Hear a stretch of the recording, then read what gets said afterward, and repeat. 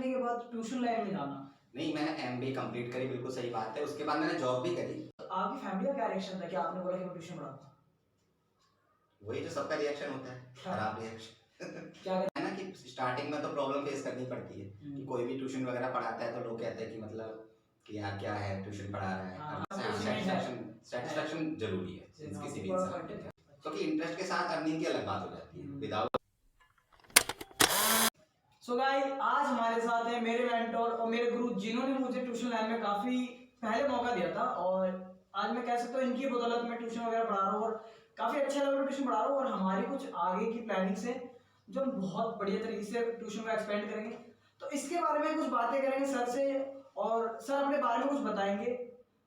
तो सर आप अपने बारे में बताइए कुछ। मेरा नाम सोनू सिंह राजपूत है और मैं यूपी से बिलोंग करता हूँ। क्वालिफिकेशन की जहाँ तक बात है, मैंने ग्रेजुएशन जो है अपनी डीयू से करी कंप्लीट, बीकॉम। उसके बाद मैंने अपना एमए इको से इग्नू से किया।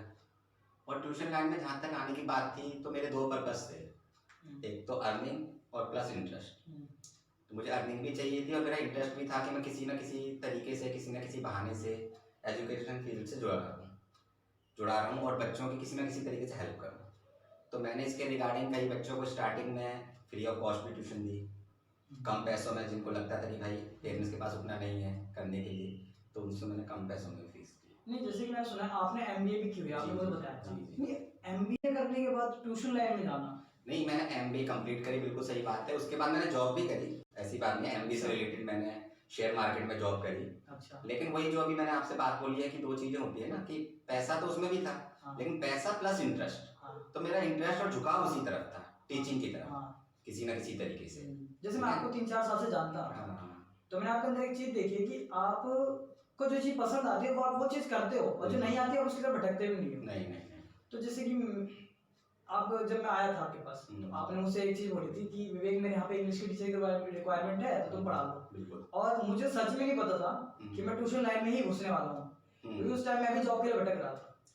आपने मुझसे एक चीज बोली थी कि अगर तुमने इंटरेस्ट लगाया अपना, अर्निंग तो यहाँ पे है, अगर इंटरेस्ट लगाया तो आपको यहाँ से बहुत कुछ मिल सकता है। बिल्कुल। तो मेरा एक पॉइंट ये आपसे कि आप सेटिस्फाइड हो अपने ट्यूशन वगैरह से, जैसे पढ़ा तो अर्निंग को लेकर वगैरह, इतनी अर्निंग हो जाती है आपके ट्यूशन वगैरह से? बिल्कुल। अभी तो ऐसा है ना कि स्टार्टिंग में तो प्रॉब्लम फेस करनी पड़ती है कि कोई भी ट्यूशन वगैरह पढ़ाता है तो लोग कहते हैं कि मतलब कि यार क्या है, ट्यूशन पढ़ा रहा है, फैमिली का भी थोड़ा सा रहता है।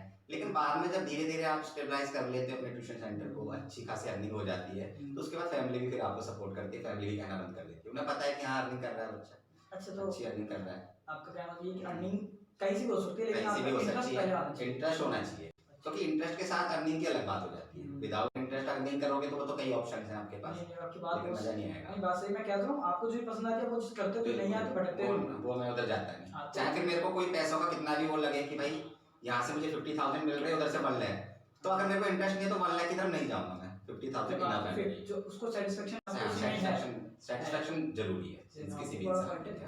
अच्छा, जैसे कि मैंने देखा कि आप जब पढ़ाते हो तो पढ़ाते टाइम आप उस टॉपिक को एज अ एज्यूम करके पढ़ाते हो कि वो चीज हुई है हकीकत में। मैंने कई बार नोटिस किया है कि आप जब कोई, जैसे इको में कुछ, जैसे आप इको के ही अच्छे टीचर हो, आप जब इको पढ़ाते हो तो आप उस चीज को इतनी अच्छी तरह समझाते हो कि ऐसा लगता है कि हाँ ये चीज हुई थी और इस चीज को हमने कवर करा है और इस चीज को पढ़ना तो इजी है, इको कोई टफ चीज नहीं है।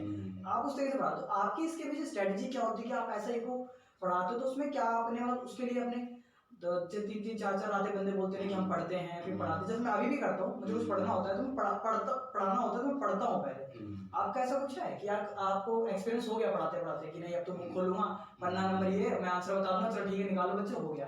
बिल्कुल। स्टार्टिंग में तो ऐसा होता है कि कोई भी टीचर हो, किसी बच्चे के अगर आपके 90% मार्क्स हैं तो इट्स नॉट नेसेसरी कि वो एक अच्छा टीचर बनेगा, ठीक है ना, क्योंकि समझाने की बात अलग होती है। कोई 40% वाला 50% वाला भी अच्छा टीचर बन सकता है बाद में, ठीक है ना। इको जब मैंने स्टार्टिंग में पढ़ानी शुरू करी, वही बात थी, इंटरेस्ट मुझे बहुत था इको के अंदर। धीरे धीरे 2 बच्चे 4 बच्चे 6 बच्चे, स्टार्टिंग में मुझे भी देखना पड़ता था लॉजिकली थोड़ा सा कि भाई पीछे देखूं क्या कैसे पढ़ाया गया है, थोड़ा बुक में देख लिया, रिवाइज कर लिया, फिर बच्चों को पढ़ा दिया। लेकिन अब पढ़ाते पढ़ाते इतना 8-10 साल 12 साल का एक्सपीरियंस हो चुका है तो अब कोई ऐसी प्रॉब्लम फेस नहीं करनी पड़ती। और जहाँ तक आपने रियल एग्जाम्पल का बात करा कि बच्चे स्टूडेंट तभी कनेक्ट करते हैं किसी भी टीचर से जब आप रियल एग्जाम्पल दो उनको,